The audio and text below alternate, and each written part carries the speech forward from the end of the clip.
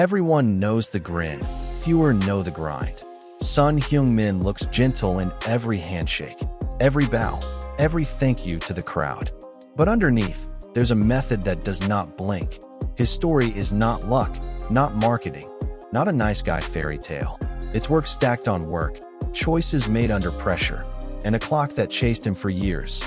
It's a career that almost bent in London, then jolted forward with a sprint that broke the internet.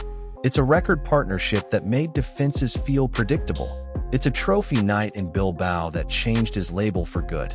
And it's the twist that followed, when he left with the one thing critics said he would never hold. The mask, the rules, and the room with no mercy. Start with a room, a ball, a boy, and a rule that doesn't bend. He tells it calmly. 4 hours of juggling without letting the ball touch the ground. No breaks, no excuses. He was a kid. By hour 3, his eyes were red and the ball tripled in his vision. He finished anyway. That wasn't a cute family story. That was a system. Basics first, ego last, results only. You see the result now when he hits with either foot, as if he was born with 2 dominant sides. You see it when he waits that half beat in the box while a defender bites, then passes the ball into the corner like a practice drill. The smile is sincere. The standards are ruthless. The training was not built for fun. It was built for outcomes. He learned to be calm in chaos because the chaos inside those drills was worse than any 90 minutes he would ever play. He kept that edge and carried it with him. It never left. The method also came with debate. Years later, a child welfare case hit the news in South Korea tied to his family's academy. A court fined his father under a child welfare law. Headlines were loud. He stayed measured, expressed regret for any distress, and kept it about football. No graphic details, no shouting back, just a quiet line. Learn, adapt, and move forward. The controversy sparked arguments about old-school coaching and modern safeguards. He did not feed the fire. He let the legal process speak and focused on work. The image of too nice masks a second truth. He knows when not to escalate. He knows when to put his head down and get on with it. Those hours in that room created a player who doesn't telegraph. He checks the shoulder. He plants with either foot. He can go outside or inside without signaling it. Teammates trust that the last touch will be clean. Coaches trust that he will run the line and still finish the chance. This is how you make space where none exists. This is how a smile gets mistaken for softness, until you look at the tape. But even steel needs a forge. Home was only the beginning. But talent forged at home needed a storm to harden it. And the storm was waiting in Germany. Hamburg winters, a new language, and the first record. He left at 16. New country, new silence. He learned the language in class and in the strangest place TV cartoons at night. SpongeBob in German. Every line clear, every syllable exaggerated. Perfect for a teenager trying to catch a rhythm. It sounds playful. It was practical. It helped him laugh with teammates. It helped him take a joke and give one back. It helped him settle faster. Language is chemistry. Chemistry becomes minutes. Minutes become goals. The goals came fast. At 18, he scored in the Bundesliga for Hamburg and became the club's youngest league scorer, breaking a record that had stood since the days of Manfred Kautz. It wasn't a lucky deflection. It was the start of a theme. Arrive young, learn quick, hit hard. Preseason numbers stacked up. The first team minutes arrived. The kid who watched cartoons to learn verbs was now writing his own lines on Saturdays. He was still adapting. He was still a stranger in a cold city, but the pitch felt familiar, and that was enough. Hamburg taught him patience and presence. It taught him to walk into a room where no one knows you and earn their respect without a speech. It taught him to survive winter training and come out sharper in spring. Work in, work out, no drama. He held on to that style. He would need it soon, because pressure was coming from a direction most European players never have to face. The next opponent wasn't a club, it was a countdown. The countdown that could have cut his prime in half. In South Korea, the clock is real. Mandatory service is not a rumor or a negotiation tactic, it's a date. There are narrow doors out. A medal at the Olympics or a gold at the Asian Games. In 2012, he chose to skip the London Olympics and focus on Hamburg. He said the right thing for a teenager fighting for a career. "I need to pour all my time into training for my club." It was logical. It also carried a cost. 2 years later, South Korea took gold at the Asian Games without him because Bayer Leverkusen refused to release him for a non-FIFA tournament. Door closed. The weight grew heavier. He kept playing. He kept scoring. He moved to London. The clock kept ticking. Then came 2018, Asian Games final. Japan, 90 tense minutes and no goals. Extra time. He pulled defenders to the left and released Lee Sung-woo, who finished. Minutes later, his free-kick delivery found Heung Hee-chan's header. 2-0 became 2-1, but the medal stayed gold. Exemption earned. The clock stopped. In 2 passes, he unsealed his prime. No speeches, no gloating, just a man who knew what it meant. He cried. Then he reset. From that night on, every club had one less reason to hesitate. Freedom only matters if you use it. He did. London lessons, the near exit, and a bruise that would not fade. The Premier League is a whirlwind. He walked into it with open eyes and still got stunned. The first year was rough. Post-Rio 2016, drained and hurting, he even thought about leaving England. He told the manager he might go back to Germany. He stayed because the staff convinced him there was more to do.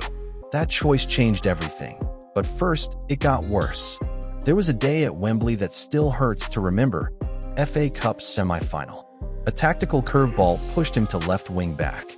One moment before halftime decided the narrative. Victor Moses cut inside. Son slid. Contact, penalty, goal. Tottenham lost. The label dug in. Hardworking, nice, second fiddle when it matters.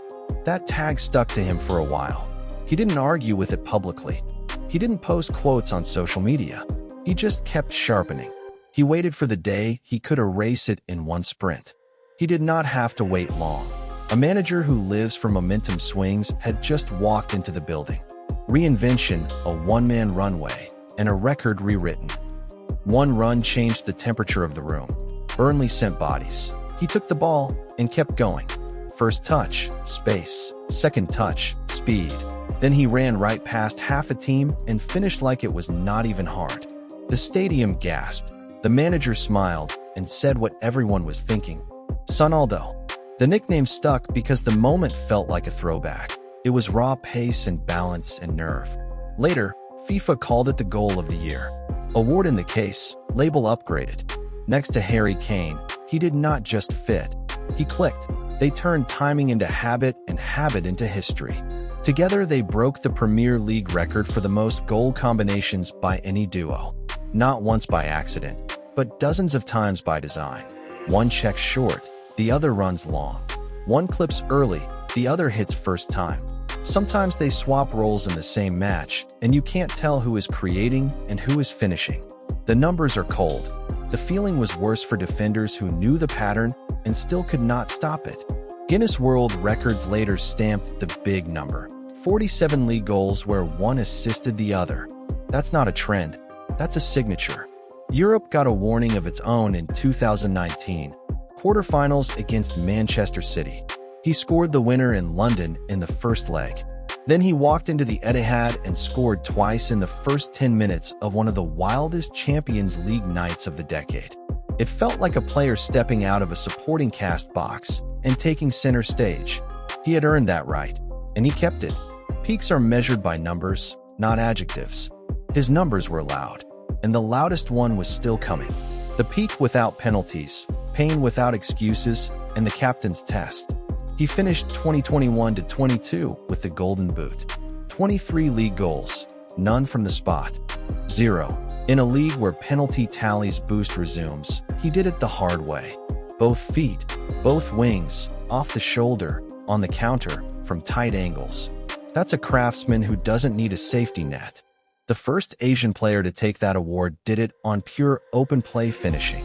It was a crown with no asterisk. Then the body talked back. He had a sports hernia. He played through it. He later admitted he felt like he was at 60% across months. Surgery followed. He didn't make it a drama. He reset. In August 2023, the club gave him the armband. He led in the only way that lasts. Calm voice, sharp standards, no public feuds. And when a tense moment hit the national team in early 2024, a dinner spat turned finger injury and a public apology from a younger teammate. He did not humiliate anyone. He accepted the apology, asked fans to move on, and put the room back together. He stabilized the temperature. That's what captains do. Noise kept coming from off the pitch. That earlier child welfare ruling against his father stayed in the headlines. He did not try to litigate it in the press. He didn't inflame it. He kept the focus on football and handled questions with restraint. People saw the difference between performance and noise. It mattered. All of that built toward one night in Spain, under a roof of sound, where a picture took the place of 1,000 arguments. Bilbao, the whistle, and a drought that finally broke. San Mamés, Bilbao, May 21st, 2025. Tottenham vs Manchester United in the Europa League final. A tense game with little air in it. Then, 3 minutes before halftime, one scrappy move broke the lock. A cross, a touch, a deflection, a stab at the line, and the ball was in. The rest was nerve and blocks and big saves. 7 long minutes of stoppage time, then silence, then a roar. Trophy in the air. He had lifted European silver in club colors. For a decade, people said great player. But that night, the but disappeared. Look close at the small details, and the image gets sharper. He started on the bench and came on. Christian Romero, wearing the armband from kickoff, took player of the match. Van de Ven made a goal line rescue the club will show for years. It wasn't an ego play. It was a team picture. He still walked forward as club captain to raise the cup. The scene mattered because it was earned through years of hard choices, near misses, and shifts in role. That's leadership built on contribution, not volume. The season around that night was brutal. The club's league form fell apart. 17th in the table, a European trophy, and a domestic collapse in the same year. Football can be harsh like that. Days later, the manager was out. The story moved on at sprint speed. But the photo didn't change. The cup was real. The label on his career changed with it. And then came the choice that surprised even people who know his rhythm. The twist: money doesn't matter, the goodbye, and a new city. 2 years earlier, he swatted away a massive offer from Saudi Arabia with one clean line. Money doesn't matter to me. I still have things to do in the Premier League. He said it on record. It matched everything people like about him. Pride in the work, not the fee. That stance made him a symbol as the sport shifted under big new money. He didn't lecture anyone else. He just set his own line and lived it. In August 2025, after a decade in North London, he made a different kind of decision. He said goodbye. Tottenham announced his departure. LAFC confirmed the move on a record MLS fee, 10 years, for 154 games, 173 goals, 5th on the club's all-time list. First Asian winner of the Premier League Golden Boot. The captain who lifted a trophy when the drought felt endless. He left with gratitude and a video that made half the fanbase cry on their phones. It sounded like closure. It also sounded like a reset. Why Los Angeles? The pitch answer is simple. He still runs. He still leads. He still finishes. His timing on the last shoulder translates. MLS gives him a sprint lane and a massive stage. The off-pitch answer is bigger. LA is global, loud, and hungry. The club has ambition, a packed stadium, and a core that knows how to compete. He didn't pick the easy road. He picked a new test that fits his profile and his brand without making the brand the point. He says he came to win. People who know him believe it because they've seen this movie before. He sets a bar, then quietly steps over it. News outlets called it an MLS record fee. Spurs called him one of the greatest to wear the shirt. Both can be true. And here's the part that got lost in the noise. The trophy in Bilbao gave him permission to choose his ending in England. He did not run away. He finished the arc. Then he started a new one while his legs and standards were still sharp. Conclusion: strip away the slogans and the hashtags. What's left is simple. A child learns discipline so strong that pressure feels normal. A teenager stumbles in a new language, laughs at the right words, and keeps going. A young pro faces a clock that could have cut his prime in half and turns extra time into freedom. A winger gets labeled nice and secondary, then sprints through a defense alone and changes the room. A duo writes history with timing and trust. A captain wins a crown with 0 penalties in a world where everyone leans on spot kicks. A leader calms a storm without pointing fingers. A club lifts a cup and breathes again. And a career turns a page without bitterness, because the work says everything that needs to be said. That's the blueprint. Be kind in the handshake and sharp in the moment. Learn, even if it means watching cartoons at night. Carry your own weight. Don't beg for labels. Let the numbers and the pictures do it for you. And when the world thinks it has you figured out, smile and write the next chapter in a new city.